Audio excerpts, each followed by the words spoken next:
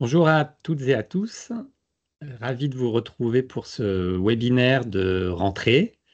Euh, on n'avait pas anticipé le fait qu'on allait avoir un nouveau Premier ministre au moment de ce webinaire, mais en tout cas, euh, l'objectif c'était de faire une vraie rentrée sociale pour vous présenter tout ce qu'on va vous proposer cette année en 2024 et en 2025 en termes de formation et d'accompagnement pour décrypter les transformations des systèmes de protection sociale, les grands enjeux, vous donner de quoi donner du sens à vos équipes, vous donner envie aussi de préparer les concours pour certains, de changer de branche, favoriser les mobilités. Voilà, on a vraiment cet objectif à l'EN3S d'aller élargir nos publics, en avoir des regards croisés. C'est pour ça que on tient à faire ce webinaire. Là, maintenant, c'est la deuxième fois qu'on le fait à la rentrée avec tous les conseillers de l'école qui vont à la fois parler du fond et puis vous donner envie, on l'espère, de venir nous retrouver soit en présentiel, soit en distanciel sur trois grands temps forts. Donc, que maintenant vous devez commencer à être bien identifiés, mais je les rappelle. Les grands dossiers de la protection sociale, ça c'est l'université de rentrée, 7 au 10 octobre 2024. Les journées d'actualité de la protection sociale, maison de la chimie, du présentiel, 8 journées, 8 thématiques qu'on renouvelle chaque année. Vous avez aussi le programme du cycle. Et puis le petit dernier, mais pas le moins intéressant, troisième saison des déjeuners virtuels des systèmes d'information. Là, c'est l'objectif, c'est de décrypter toutes les nouvelles tendances en passant par l'intelligence artificielle, le cloud, la blockchain. On a un programme voilà, très intéressant pour resituer son action et ses évolutions dans le cadre de son activité de manager ou d'acteur de la protection sociale. Je ne vais pas, parce que le programme est copieux, en dire plus. Je vous rappelle aussi qu'en termes de formation continue, on s'inscrit dans un dispositif, notamment pour les agents de direction, qui vous permet d'évoluer et de valider à travers ces formations les objectifs d'avoir 5 journées de formation au cours des 2 dernières années. À la fois que ça vous sera utile pour le comité des carrières, pour la commission de la liste d'aptitude. Donc voilà, on joint l'utile à l'agréable et on va tout de suite démarrer avec les grands dossiers de la protection sociale. Un programme cette année avec une forte dimension politique, puisqu'on accueillera deux ministres, deux anciennes ministres notamment, mais pas que. Je passe le micro à Julien Damon pour cette première présentation de ces GDPS 2024. Je veux bien faire un mot introductif général pour rappeler qu'il s'agit de notre université d'été, ou de notre université de rentrée plutôt, qui auparavant était organisée en présentiel. L'auparavant était avant le Covid. Aujourd'hui, nous l'organisons en distanciel, ce qui permet à, le chiffre peut faire sourire parce qu'il paraît très impressionnant, mais c'est déjà le cas, à des milliers de personnes de s'inscrire. Mais plus nous serons, mieux ce sera. Ce que l'on va faire, nous, là, les conseillers scientifiques, comme on dit, ceux qui animent ces journées, c'est une par une, il y en a 4, vous décrire rapidement leur contenu. Sur le financement, la soutenabilité et la citoyenneté, je crois que c'est Jean-Philippe. Eh bien, moi, Julien, merci. Bonjour à tous et toutes. Donc, on a une thématique de première journée qui est cette saison consacrée plutôt au sujet financier, mais pas que, vous allez voir. On aura bien sûr en point d'orgue cette question qui est cruciale, lancinante dans le contexte actuel. Faut-il, peut-on revenir à l'équilibre des finances sociales? Et sur ce sujet, il y aura une table ronde où nous aurons effectivement une ancienne ministre, Marisol Touraine, François Hécal, ancien magistrat à la Cour des comptes, président de FIPECO, Dominique Libaud, qu'on ne présente pas, mais ce sera bien au titre de sa présidence du Haut Conseil de financement de la protection sociale, et Pierre Pribille, qui est le directeur de la sécurité sociale. Ça sert toujours à dévoiler un petit peu une partie du projet de loi de financement de la sécurité sociale que de faire venir le DSS. Ensuite, on aura un temps d'échange sur les pratiques managériales dans le secteur social, avec la restitution d'une mission de l'IGAS sur le sujet et un échange de regards avec un directeur ou une directrice d'une caisse de sécurité sociale. Et enfin, nous aurons un temps sur la question de la pédagogie citoyenne, sur les finances sociales, les dépenses sociales. Et là, nous aurons une brochette de directeurs des 4 caisses nationales historiques du régime général de la sécurité sociale, qui vont échanger entre eux et qui pourront répondre, car les GDPS, c'est interactif, aux questions qui sont posées par ceux qui y assistent. Je continue peut-être sur la journée du lendemain, la journée du mardi, qui est consacrée à l'avenir du système de santé. On aura un temps d'échange sur le système de protection sociale face aux évolutions économiques et socio-démographiques et évidemment des focus qui seront faits sur les sujets de santé dont les dépenses sont dynamiques et le niveau des déficits important.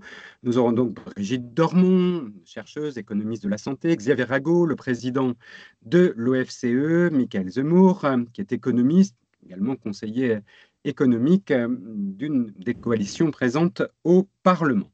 Un deuxième temps sera consacré à la financiarisation du système de santé avec des interventions d'Agnès Buzyn, ancienne ministre de la Santé et des Solidarités, de Gilles Bonnefond, qui est ancien président de l'Union des syndicats de pharmaciens d'officine et le directeur de cabinet de la directrice déléguée en charge de la gestion du risque de l'ACNAM. Enfin, dernier sujet, l'avenir des conventions médicales, avec notamment des interventions de Marion Delsol, qui est juriste conseillère du HCAM, Luc Duquesnel, qui est président de la branche généraliste du plus gros syndicat médical français, et de Zéna Briette, qui est déléguée générale de la FHF. Voilà pour cette journée du mardi.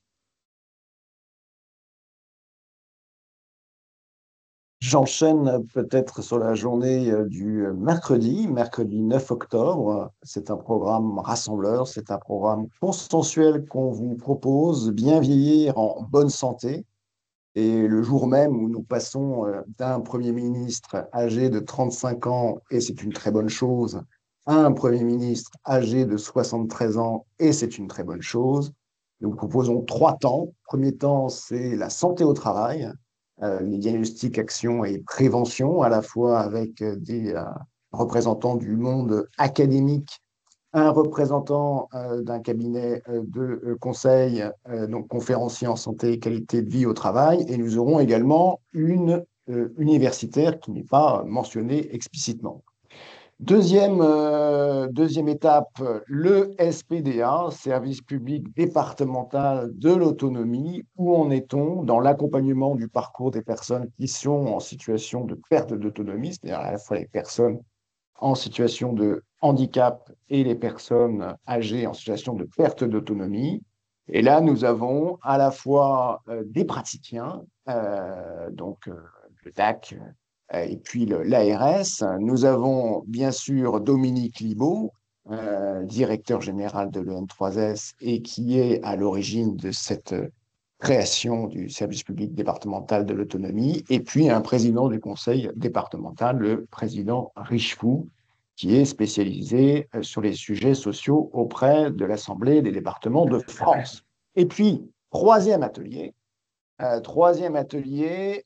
absolument fondamental, absolument névralgique. En fait, c'est l'essentiel parce que toutes nos politiques sociales, et particulièrement les politiques à destination des personnes en situation de handicap et aux personnes âgées en situation de perte d'autonomie, ou même dans le cadre de la prévention, ne peuvent faire sans les personnels, et donc l'intérêt, l'importance, l'exigence de renforcer l'attractivité des métiers du sanitaire et du social. Voilà. Et nous avons Julien. donc une troisième journée avec 3 grands enjeux auxquelles nous souhaitons répondre, ou en tout cas auxquelles nous souhaitons apporter partiellement quelques éclairages sur leur actualité et leur perspective. Et ce sont à chaque fois trois gros dossiers. Le premier de ces dossiers, c'est celui de l'intelligence artificielle et de la santé. Alors, notez bien que ce n'est pas le sujet global intelligence artificielle et protection sociale, mais bien le thème qui intéresse tout le monde de la santé. Pour le traiter, nous avons réuni trois experts. Étienne Grasse, qui est membre de l'Inspection générale des affaires sociales et qui est aujourd'hui le responsable de tout ce qui est service public, secteur public au sein d'un grand cabinet de conseil. Nous aurons Anne-Marie Armenteras, qui aujourd'hui est à la tête d'un think tank spécialisé sur les analyses et les préconisations en matière d'usage optimisé de l'IA en matière de santé et qui est ancienne conseillère du président de la République. Et Christophe Guyeux, qui lui sera l'expert technicien qui également conseille notamment des caisses de sécurité sociale et des caisses plus précisément d'assurance maladie, sur les liens entre IA et santé. Deuxième gros sujet, vous voyez, on ne saute pas du coq à l'âne, mais on saute d'un gros dossier à un autre. Et il y a des liens d'ailleurs, pour mieux lutter contre la fraude, la mobilisation de l'IA importe.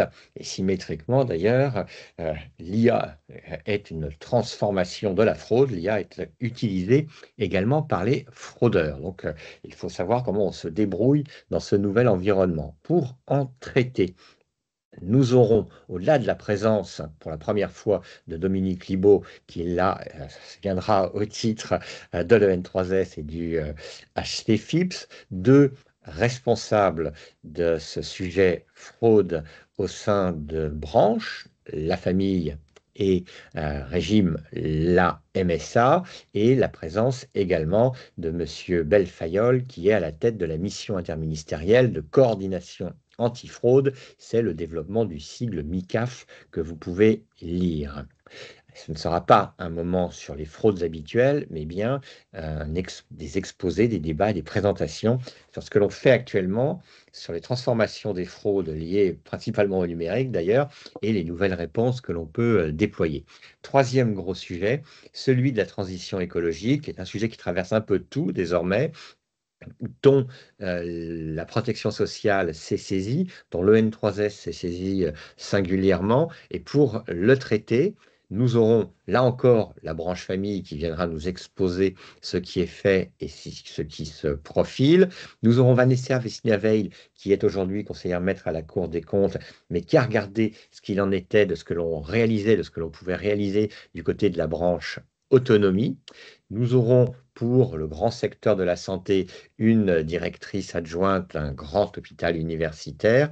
Et enfin, nous aurons le responsable du thème santé, en lien bien naturellement avec le thème de cette heure de débat-présentation, transition écologique, au sein du Shift Project. Voilà, je ne promets pas qu'au terme de ces trois moments, tout soit réglé, mais j'espère que nous aurons l'occasion de vous présenter l'état de l'art et de discuter avec les différents participants de ce qui se fait et de ce qui se profile.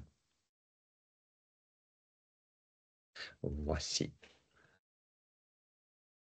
Merci beaucoup, Julien. On a maintenant un deuxième temps. Alors, c'est vrai qu'on ne l'a pas, j'ai pas redit, on peut interagir avec nous, hein, être familier du dispositif, mais ceux qui suivent cette conférence, ce webinaire peuvent poser des questions s'ils ont besoin de précision à la fois sur les contenus, sur les invités, les intervenants ou sur des questions plus pratiques.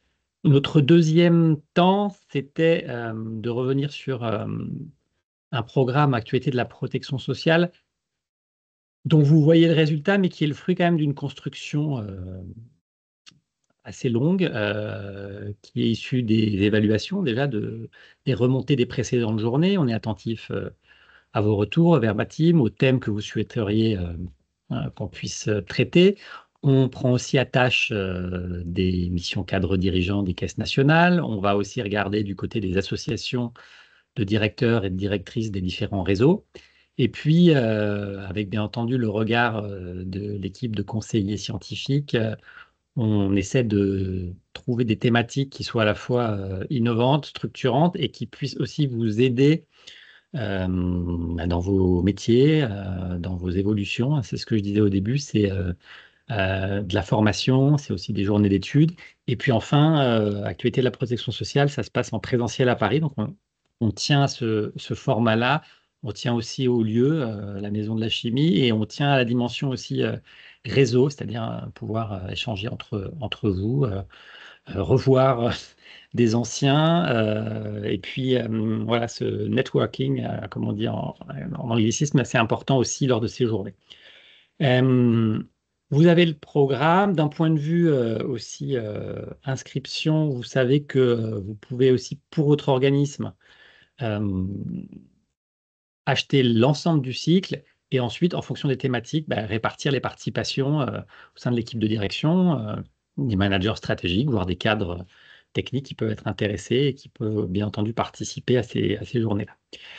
On va revenir donc sur les 8 thématiques qui ont été retenues cette année. Vous allez voir qu'il y a des passerelles aussi avec ce qui a été dit sur les grands dossiers, mais là, on a un temps beaucoup plus long, hein. C'est des journées complètes d'études et c'est l'occasion d'approfondir ces thèmes-là. Je ne sais plus à qui je dois passer le micro. À moi, je veux C'est bien Julien, prendre le toujours. micro parce que je vais Merci. m'occuper de cette première journée APS de notre cycle 2024-2025 consacré au sujet IA et protection sociale. Vous voyez qu'il y a bien un pont par rapport à ce que je vous racontais il y a quelques petites minutes.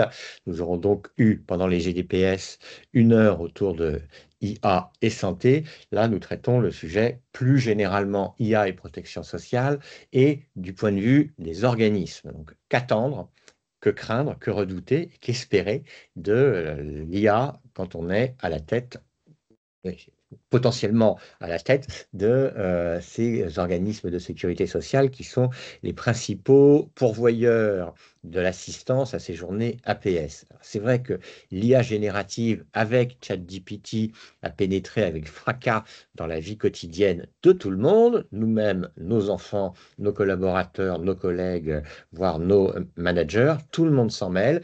Mais quelle est la spécificité de l'IA par rapport aux autres moments de la révolution numérique? Qu'est-ce qu'elle peut apporter aux usagers? Qu'est-ce qu'elle peut apporter aux opérateurs des politiques de protection sociale? Qu'est-ce qu'on peut craindre? Qu'est-ce qu'on peut espérer du côté des organismes de sécu? Nous aurons une journée en 2 temps. L'IA comme menace et comme opportunité, ça c'est le premier moment, avec des exposés venant autant d'un expert du Conseil d'État qui a regardé cela du point de vue du risque juridique que sur la situation de la France par rapport aux autres grands pays en la matière, en passant par le thème récurrent de l'impact principalement sur la santé. L'après-midi sera consacré aux organismes avec présentation d'un travail qui a été mené pour le N3S, travail qui s'appelle IA et sécurité sociale, les cas d'usage. On insistera sur l'optimisation des processus et de la qualité et on débattra quant à savoir jusqu'où nous en sommes dans la révolution de l'IA dans les différents organismes. Sur les intervenants, c'est classiquement de l'actualité de la protection sociale avec des experts, avec des administrations en charge du social et de ces questions numériques, et nombre de représentants des organismes et des caisses qui sont à la manœuvre pour accompagner cette grande transformation. Et nous allons passer maintenant à une journée au titre joliment choisi, le travail, c'est la santé mentale. Merci Julien. C'est donc moi qui animerai cette journée sur un thème qui est les interrelations entre les problèmes de santé mentale et le travail, l'environnement de travail. Donc on sait que c'est un sujet de préoccupation pour les organismes de protection sociale par rapport à leur mission de prévention, de réparation, d'accompagnement des arrêts de travail, des maladies notamment professionnelles, mais c'est aussi un sujet de préoccupation pour les directeurs et managers des organismes de sécurité sociale, plus largement de protection sociale. Et à tout vous dire, c'est un sujet qui nous a été aussi demandé par les associations de directeurs qu'on consulte pour élaborer un programme qui soit le plus en phase avec les préoccupations du moment. Et donc, sur ce sujet, on aura de très bons intervenants. Dominique Lhuillier, qui est professeur émérite au Conservatoire national des arts et métiers, Vincent Beau, qui est un ancien de la sécurité sociale branche AT&MP et maintenant consultant, Isabelle Bertin, la directrice de l'UCANS, et nous aurons aussi des acteurs de l'accompagnement des employeurs et des salariés. Je cite par exemple Muriel Vidalin, qui est présidente de l'association Premier Secours en santé mentale. Donc un sujet à la fois d'actualité en termes de faits de société, de politique publique, et aussi dans la vie de tout employeur, manager, des sujets qu'on rencontre de plus en plus fréquemment chez les salariés. Je passe à la journée suivante, qui sera notre journée à l'occasion de laquelle on pourra se dire bonne année, donc celle du 14 janvier 2025, et qui portera sur une question qui, scoop, n'est pas vraiment neuve. La protection sociale française est-elle financièrement soutenable? Et cette question, un grand renfort d'annonces qui vont probablement revenir rapidement encore dans les propos du gouvernement en cours de constitution, d'annonces sur les déficits et sur l'endettement des comptes publics, inquiète. Tout ceci appelle des efforts et des débats nourris, tant du côté des dépenses que du côté des recettes. Alors, quelles sont les singularités de la période, puisque le thème, une nouvelle fois, n'est pas neuf?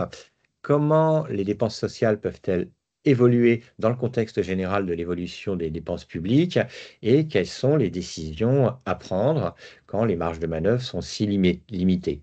Une journée en 2 temps, c'est pas idiot parce qu'on les organise toujours en une matinée et une après-midi. D'abord, la situation et les perspectives préoccupantes avec des experts venant tant de la Cour des comptes que du Trésor ou de cette petite association qui s'appelle FIPECO avec cet observateur dont la qualité ne se discute pas mais dont une partie des analyses peuvent prêter à des discussions, François Ecal, et également à l'occasion de cette matinée, pour la première fois dans cette journée au moins, du Dominique Libaud. L'après-midi, on l'a titré joliment décision prise, décision à prendre, avec un débat entre 2 experts économistes qui ne sont pas exactement de la même école. On leur posera cette question, quel prélèvement augmenter, au pluriel, et puis quelles dépenses diminuer? Nous aurons la présence du directeur de la sécurité sociale, une nouvelle fois, pour traiter eh bien, de la loi de financement de la sécurité sociale. Et enfin, nous aurons 3 présidents de haut conseil, en l'espèce le COR, le HCAM et une partie du HCFEA, qui nous parleront de leur haut conseil, de leur dossier face à la contrainte budgétaire. Nous passons en février désormais. Merci Julien. Donc la journée de février, elle est intitulée en cours de finalisation, initiative et promotion de l'innovation dans les organisations de la protection sociale. Et elle est là très clairement pour poser la question de l'articulation entre le cadre national ou les grands cadres nationaux et la marge dont doit disposer le niveau local pour mettre en œuvre ou développer des projets, des nouveaux projets le cas échéant. Parce que l'on sait, c'est très souvent dit, le cadre national avec les plans nationaux, les stratégies, les conventions d'objectifs et de gestion sont assez souvent cités par les directeurs et directrices de caisses locales ou les acteurs de terrain comme une forme de carcan qui peut venir à un moment un peu brider la capacité à agir et à innover, notamment pour adapter des dispositifs aux spécificités des territoires et des ressources locales. Et donc, les intervenants aborderont très franchement la question ou la place de la subsidiarité dans le champ des organismes de protection sociale. Et pour évoquer ce sujet, on aura des témoins de tout premier plan, des directeurs, directrices du côté d'instances nationales de l'État, notamment ceux qui portent la rénovation du management public, directeurs de caisse nationale de sécurité sociale. Évidemment, on fera une table ronde aussi avec directeurs et directrices d'organismes locaux, soit de l'assurance de base, soit de la prévoyance, du domaine complémentaire, des inspecteurs ou inspectrices de l'IGAS, pour venir effectivement à la fois vous apporter leur vision du sujet, mais comme toujours, car les journées APS, c'est vraiment le moment de poser les questions qui brûlent les lèvres ou non politiquement correctes, échanger avec la salle, y compris sur le ressenti que vous pouvez avoir par rapport au cadre actuel. Et c'est Pierre qui continue. Et oui, avec une journée donc sur l'animation territoriale pour les organismes de protection sociale, qui est très complémentaire à la journée sur l'innovation que vient de présenter Jean-Philippe. Et d'ailleurs, nous travaillons de concert pour que ce soit le plus complémentaire possible. Cette journée, elle part du constat suivant. On a évidemment des politiques nationales qui sont déclinées par les organismes de protection sociale. Mais ces organismes de protection sociale, dans le cadre de la période récente, avec notamment le mouvement des Gilets jaunes, avec cette question émergente de l'abandon des services publics, d'une demande de proximité, d'une réouverture de guichets physiques, d'un accueil, on voit qu'on a des pouvoirs publics, et d'ailleurs le plus récent rapport de la Cour des comptes sur France Service, sur le réseau France Service le montre encore, on a des pouvoirs publics qui sont beaucoup plus sensibles, c'est des mouvements de balancier qu'on connaît, au maintien de caisses et de guichets dans le cadre de circonscriptions territoriales appropriées. Et le président de la République a encore rappelé le 12 mars dernier toute l'importance qu'il donnait au département, à la circonscription départementale. Voilà. Mais au fond, il n'y a pas seulement cette question de la présence physique, il y a la question de qu'est-ce que ça veut dire travailler en réseau à l'échelle d'un territoire, qu'est-ce que ça veut dire travailler ensemble entre branches et entre régimes de sécurité sociale, et même au-delà, au fond, la grande valeur ajoutée de nos organismes de sécurité sociale, c'est bien ce travail d'animation partenariale avec les collectivités territoriales. C'est ça qui fait aujourd'hui, d'une certaine manière, une des différences. C'est ce travail d'animation partenariale avec les collectivités territoriales, avec les acteurs économiques, avec le secteur associatif. Et donc, on va avoir une matinée qui va être consacrée au réseau France Service, tout d'abord. Je pense que c'est très important d'avoir un bilan et des perspectives. Au départ, il y a peut-être eu des réactions un peu mitigées, et peut-être à juste titre sur France Service. Dans les organismes de sécurité sociale, on voit bien que le discours a un peu changé. On aura également des témoignages sur, au fond, qu'est-ce que ça veut dire la protection sociale du dernier kilomètre, avec des acteurs tout à fait expérimentés et qui vont parler de ce qu'ils font au quotidien dans des départements qui ne sont pas forcément des départements très bien reliés à des grandes métropoles. Il est important, essentiel même, d'avoir le regard des collectivités locales. Et nous aurons à la fois des élus au niveau municipal, au niveau départemental, et nous aurons une députée. Et puis l'après-midi, on va se pencher sur une question qu'on n'a peut-être pas forcément abordée dans les dernières années, qui est au fond, mais c'est quoi les profils par rapport à ce changement de posture, on va dire, des organismes de sécurité sociale au niveau des territoires, de quel profil aujourd'hui ont besoin les organismes de protection sociale pour exercer, pour animer au niveau territorial. On aura un regard aussi sur la CNSA, la Caisse nationale de solidarité pour l'autonomie, puisqu'elle justement c'est un organisme de sécurité sociale, qui est branche de la sécurité sociale, mais qui a comme particularité de ne pas avoir de réseau. Et puis, on aura un feu d'artifice avec une table ronde sur les caisses nationales et les territoires. Et effectivement, par rapport à la personne qui seront présentes, on peut remarquer, on peut s'en féliciter que ce seront uniquement, a priori, des femmes qui s'exprimeront sur le sujet des caisses nationales et des territoires, puisqu'on aura des représentantes de la CNAF, de la CNAM, de la CNAV, et de la Caisse centrale de mutualité sociale agricole. Julien, je crois que c'est à toi pour la prochaine. Eh bien, ce sera la journée du 1er avril, qui sera l'occasion donc de quelques bons mots. Mais avant les bons mots, nous allons, en ayant fait le choix d'affronter le réel, traiter de la question de la qualité de service. Et pas de façon très éthérée, mais en observant que, en matière de sécurité sociale, certains indicateurs de qualité se maintiennent et d'autres se dégradent. Tandis que les critiques, souvent légitimes, peuvent fuser. Alors, où en sommes-nous? Y a-t-il amélioration ou détérioration? Qu'en est-il concrètement aujourd'hui de la qualité proposée par les organismes et de la qualité perçue par les destinataires de nos politiques? Quels sont dans les différentes branches les outils et les performances de la qualité et comment, sur ce dossier, innover? Deux temps.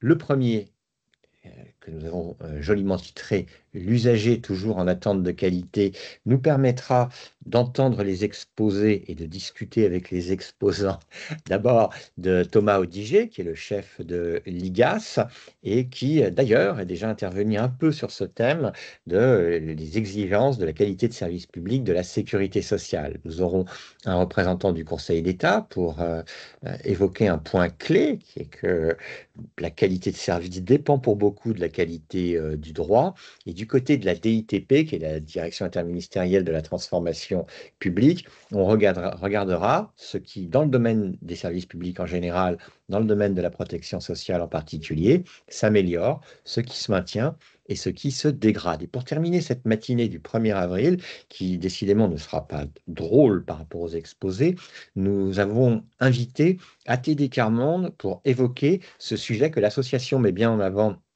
et que les pouvoirs publics récupèrent pour tenter de le traiter, qui est le sujet de la maltraitance administrative. L'après-midi, titré pour une sécurité sociale de qualité, nous permettra de regarder ce qu'il en est de la qualité des systèmes d'information, nous permettra aussi de ne pas regarder seulement ce thème de la qualité par les branches, par l'État, par les experts, mais par les caisses locales. Et donc, nous aurons des représentants d'une CEPAM, d'une CAF et d'une CARSAT qui nous diront ce qu'il en est, avec parfois des décalages de vision de ce qu'est la qualité observée par les caisses nationales et par les caisses locales. Enfin, nous terminerons par un débat, une écoute, des questions que l'on pourra leur poser à deux représentants de sociétés de conseil qui ont toujours plein de bons conseils à donner, notamment en matière de qualité. Et nous passerons la journée suivante sur le thème de la gestion des données. Alors, la gestion des données, c'est un truisme de dire que sans données, il ne peut pas y avoir de sécurité sociale, que la sécurité sociale, elle se construit, elle se vit extrêmement largement, bien sûr, sur des systèmes d'information. Mais justement, ces systèmes d'information, ils ont été construits de manière cloisonnée en raison tout simplement d'applicatifs métiers différents.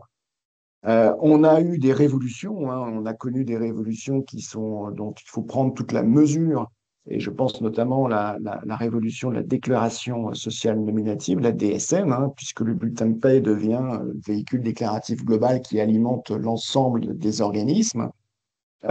Et donc, on a aussi également de plus en plus de référentiels et d'applicatifs nationaux qui sont d'ailleurs dont le rôle est précisé par les schémas directeurs des systèmes d'information qui sont souhaités par la direction de la sécurité sociale.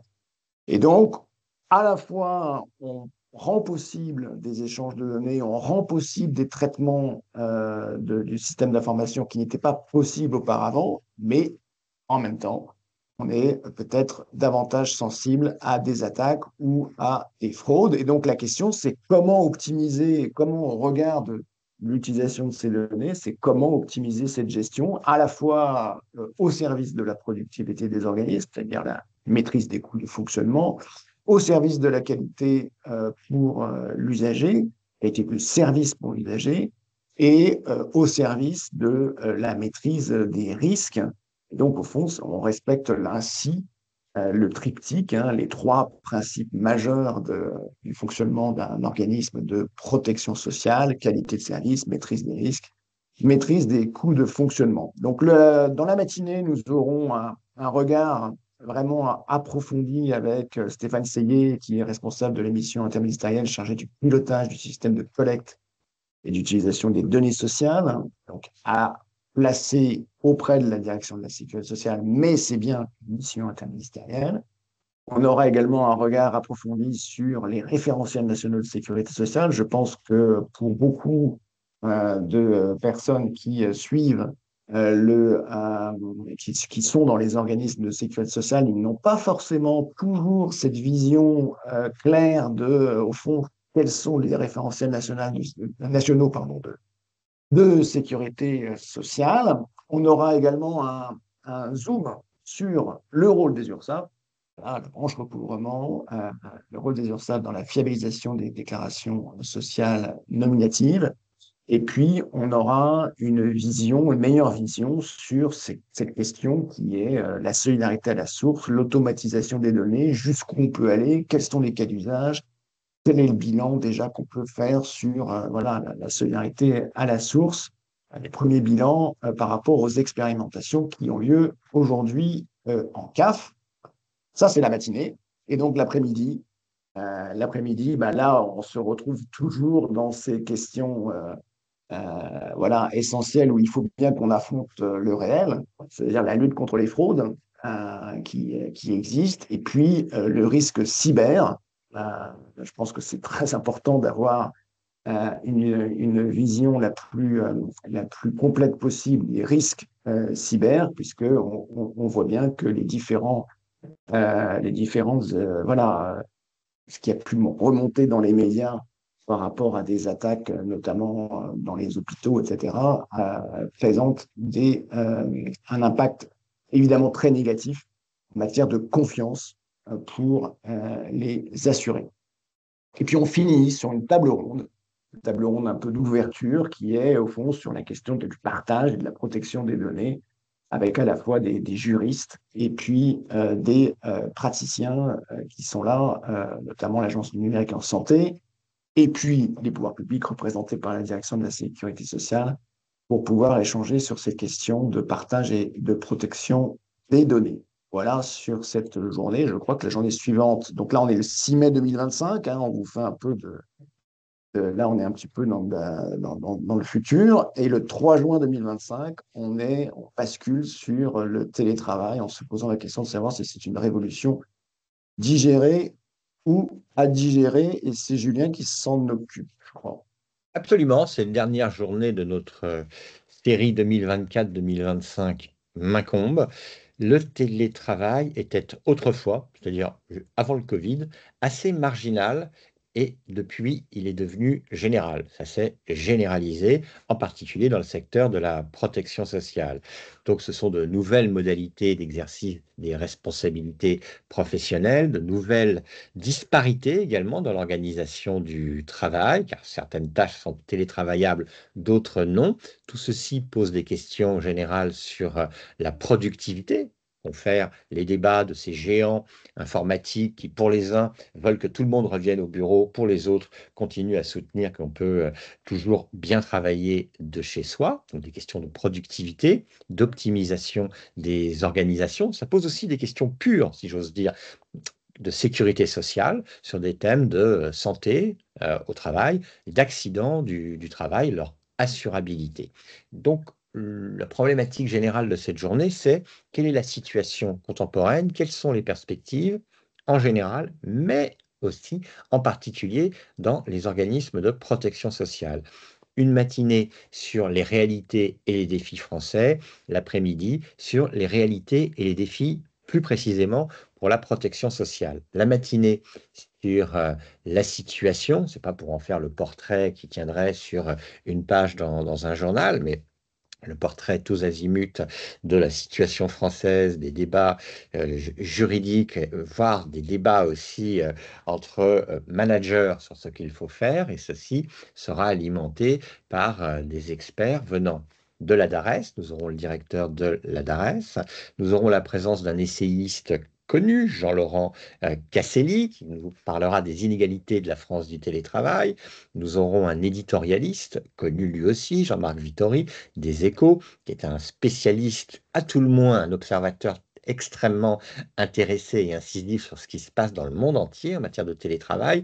Et puis nous aurons le plaisir d'accueillir Jean-Emmanuel Arret, dont le nom doit chanter à beaucoup de vos oreilles, qui est à lui tout seul une grande partie de la doctrine sur le droit du travail, pour nous expliquer ce que le télétravail a fait au droit du travail et ce que le télétravail pourra continuer à faire au droit du travail. droit du travail qui concerne tous les salariés et qui concerne en particulier les salariés des organismes. L'après-midi portera donc sur ces réalités et défis pour la protection sociale. On se demandera d'abord si le télétravail fait du bien aux salariés, une jolie question, et qui est traitée aujourd'hui par des économistes. Quel est l'impact sur la satisfaction au travail et sur la santé des salariés? Il y a donc un sujet de productivité pour les organismes, mais également de bien-être pour les salariés. Nous aurons la directrice générale de l'UCANS qui nous fera le portrait de l'actualité du télétravail à la sécurité sociale en général. Et puis nous aurons, comme nous aimons bien le faire, une table ronde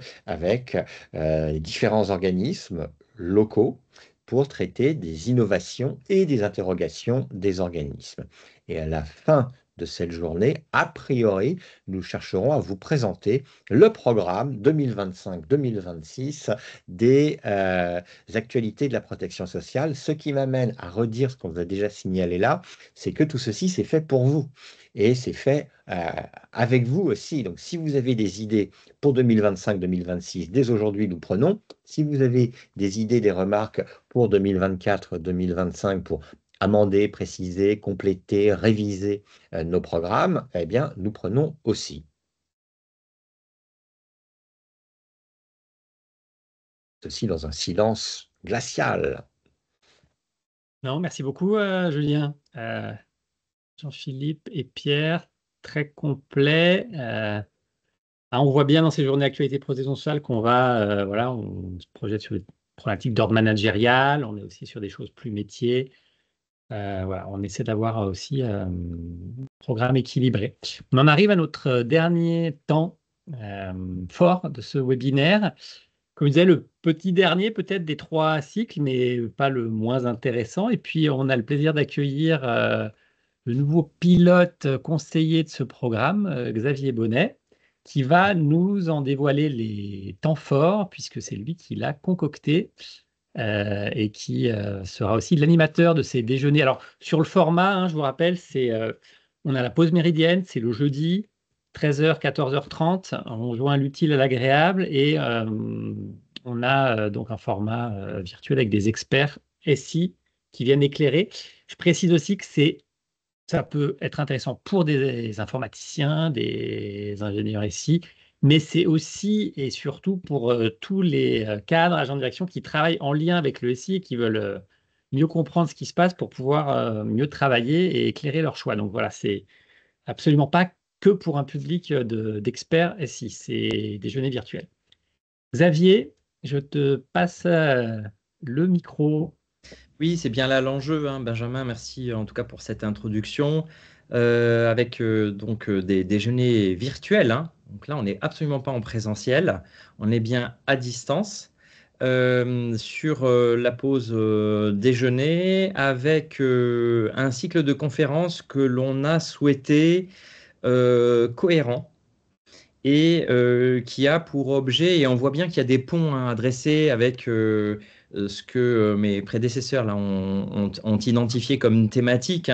Bien évidemment que les thématiques transverses qui ont été adressées par l'actualité de la protection sociale, elles se retrouvent bien évidemment dans les déjeuners virtuels des systèmes d'information, sachant qu'on a souhaité, donc dans le cadre de cette cohérence, essayer de partir d'abord des sujets d'infrastructure, c'est-à-dire les enjeux du cloud de la sécurité sociale. Oui, en réalité, le cloud de la sécurité sociale va devenir l'infrastructure sur laquelle va pouvoir se brancher potentiellement la solidarité à la source. Donc, c'est vraiment important de prendre le temps de s'interroger sur les enjeux de cette infrastructure. Et on terminera. Donc ça, ce sera le jeudi 7 novembre, puisqu'on a choisi le jeudi comme jour de ces rendez-vous. Et on terminera le jeudi 10 avril 2025 avec des thématiques extrêmement, d'ouverture sur le futur, et notamment avec la question de la blockchain et de ses potentielles applications au service public de la sécurité sociale, avec donc des intervenants à chaque fois qu'on a choisi bien spécifiquement. Donc je détaille chacun de ces rendez-vous, sachant que voilà, vous comprenez bien qu'on est dans une logique, un petit peu comme quand on teste les vins, on commence d'abord par les plus récents et puis ensuite progressivement on va vers les plus anciens. Ben là, c'est un peu l'inverse. On va partir de l'infrastructure et on va aller vers le futur. Alors, juste vous présenter quand même, jeudi 7 novembre, sur les enjeux du cloud et de la sécurité sociale et de la souveraineté. On fera intervenir Jean-Baptiste Courouble, qui est DSI de l'URSSAF Caisse nationale, puisque l'URSSAF Caisse nationale sera l'opérateur de ce cloud souverain pour la protection sociale. Et Jérôme Joie, qui est responsable, le délégué de la mission interministérielle données sociales auprès de la DSS, pour effectivement parvenir à faire le lien entre cette notion d'infrastructure cloud et comment potentiellement on va pouvoir brancher les différents outils métiers qui vont s'y attacher. Donc ça, ce sera la première conférence le 7 novembre à 13 h. La deuxième conférence aura lieu le 5 décembre et elle aura pour thématique, comme vous le voyez, l'intelligence artificielle au service de la sécurité sociale, avec notre souci d'être vraiment dans le concret, dans les exemples d'utilisation de l'IA au sein de la sécurité sociale. On est tous en train de réfléchir à ces sujets. Toutes les caisses nationales, tous les organismes, j'allais dire même tous les gestionnaires de la sécurité sociale s'interrogent sur l'IA et c'est une thématique qui a été mise en avant également par Julien tout à l'heure. Là, on sera vraiment sur, on sera plus sur de l'opérationnel, du technico-pratique, avec d'une part un grand témoin. Alors, j'ai été rassuré, Julien, parce que tu ne l'as pas cité dans les personnes que tu as fait d'intervenir sur ton séminaire, qui est David Gruson, qui est le fondateur d'Ethikia, qui a un profil extrêmement particulier parce que il est conseiller maître à la Cour des comptes, par ailleurs écrivain. C'est aussi quelqu'un qui travaille dans le domaine de l'intelligence artificielle et qui aujourd'hui est directeur délégué à La Poste et qui est chargé de développer un certain nombre de services qui vont intervenir, qui vont permettre à La Poste d'intervenir dans le domaine qui tangente un petit peu la santé, en tout cas de l'aide à la personne. Et Sophie Patou, qui est directrice déléguée de l'URSSAF Caisse nationale, puisque il se trouve que c'est aussi ma caisse de rattachement, et c'est vrai qu'on a mené une réflexion très intéressante, il me semble, et que je n'ai pas vue ailleurs, sur les usages de l'intelligence artificielle au sein des organismes de sécurité sociale. La conférence suivante aura lieu en janvier, le 23 janvier précisément. Elle aura pour thématique la cybersécurité, puisque bien évidemment, qui dit informatisation globale de l'ensemble de nos métiers, que ce soit le front office ou le back office, on ne peut rien faire aujourd'hui sans l'informatique au sein de nos structures. Eh bien, ça évidemment porte le point de la sécurité, comment faire face aux attaques sans compromettre notre capacité de réponse et la capacité de réponse de nos systèmes d'information. On a vu très récemment le plus gros hôpital de France qui a connu une panne informatique, je cite l'AP-HP, qui est d'ailleurs un des plus gros hôpitaux du monde, entre parenthèses, 90 000 salariés, personne d'autre fait ça, qui a connu une panne majeure de son système d'information, tout simplement parce qu'un de ces centraux a été victime non pas d'une attaque, mais tout simplement d'une panne électrique. Donc on voit que les questions de cybersécurité, mais aussi de maintenance en conditions opérationnelles de nos systèmes, quelles que soient les évolutions de l'environnement extérieur, sont des sujets extrêmement importants. Bintou Boité, qui est DSI de la Caisse nationale d'assurance maladie, et Roland Free, qui s'occupe de ces sujets au niveau de la DSI de l'URSSAF, et par ailleurs Sylvain Ruellan de l'ANSSI viendront nous donner l'état de l'art en termes de à la fois cybersécurité, mais aussi continuité des activités de nos systèmes d'information. Comment est-ce qu'on fait face soit aux attaques extérieures, soit aux déconvenus qui peuvent arriver et qui sont finalement, d'une certaine façon, qui ne sont pas des attaques, mais qui sont simplement des pannes qui peuvent survenir.